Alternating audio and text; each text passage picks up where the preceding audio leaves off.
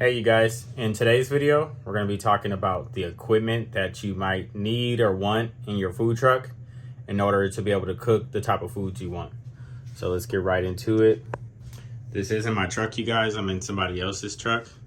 The first thing you guys are seeing that I don't have in my truck is going to be the vent hood up here and also the fire suppression system, which is those little sprinklers you might see. Also, you're going to see a full deep fryer, which is, you know what I mean, like a full size one. I think they go by pounds, I believe, different sizes. But yeah, it's got all the stuff in there. You would drop your, it doesn't have any grease right now. You would drop your things in there, fry it up. We're about to clean it right now. This is, most food trucks have those, a fryer. If you're cooking stuff on a stove top, you might need these things. It's just a little stove. It's got its own little legs, stove top. And probably the most second common thing that you might see on a food truck is going to be your flat top grill, where you can grill different foods. Now these things are tricky, you guys, because you have to get down there and actually light them. And you got to do a lot of stuff. So when you first arrive on your site, you turn your propane on. This truck has propane. I don't have that on my truck. It's all electric. And so you turn your propane on. Then you got to come down here and light the pilot lights and then turn on each thing.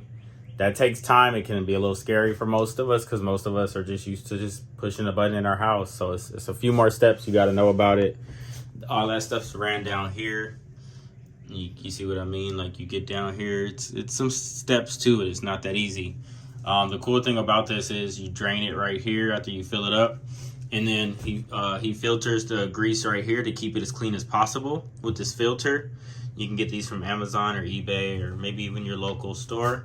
And he stores his grease in this container right here, and it's pretty much just sealed with these things, and he can drive without the grease spilling. A lot of people ask about covers for the deep fryers, but you really don't want to get that because, in my opinion, it's still going to splash if you have to turn or stop hard, you know? And that has happened, so that's why he got those. So like I said, you're seeing these three equipments that I don't have on my truck because I don't have a propane, nor do I have a vent hood or a fire suppression system. Now, this is the standard equipment, the sinks. The 3 compartment sinks, wash, rinse, sanitize. That's a must. These are huge though. Look, like, you can actually put stuff in there. You know, mine are just like these little, I don't wash dishes on mine. So there you go. And then the hand washing sink. This is also pretty cool. He has these little like rails. You guys can see them, right? Let me move that. That's not supposed to be in there. He has these little rails right here. So it, like, you know, makes it where your water doesn't get anywhere. He also has some shelves up here. It's kind of cool. Different storage. Like I said, this truck needs to be clean, so it's not organized. It's after a shift. About to clean it right now. Different utensils you might use. A thermometer. Some people use that. Well, if you're working with raw meat, I believe you need a thermometer. That's something the health department is going to check to see if you have, I believe. Now, you guys, this is a lot of cleaning. So let me get a little closer to show you. So after each shift, you're going to have a bunch of grease and all this stuff. This is where the grease, you can like scrape stuff in there as you're cooking. Let me show you a better example. So like as you're cooking, you scrape stuff into this little thing right there, and it goes in there. So it's like this little, ooh, I'm scared to move it because, to be honest with you, sometimes, oh, okay, there we go. Yeah, it's like grease will store in there, and then you dump that. And this whole griddle has to be scrubbed and cleaned with, the best way to clean it is with lemon water solution. It gets really clean. Otherwise, you can just use a cleaner, it's fine. All of this has to be cleaned out. These crumbs you see right here, he has to get all that out. That's a lot of work. You know, all of this down here can have grease on it just because, you know, you're working with a grease truck. All that stuff. The floors have to be cleaned at that point. Even the walls. You know, you have to clean these vent hoods very often. They were recently cleaned, so you're not gonna see a lot of grease right now, but they'll need to be cleaned too. Your deep freezer, that works out really good, you guys, because you could just store all your stuff in there. Now I do have one of these. These are convenient as heck. Your different French fries, different stored food, and then last but not least, the fridge. He got these little locks for him, you guys. Let me show you these little locks right here. You can get those on Amazon or eBay. I'll try to link some stuff for you guys in the description.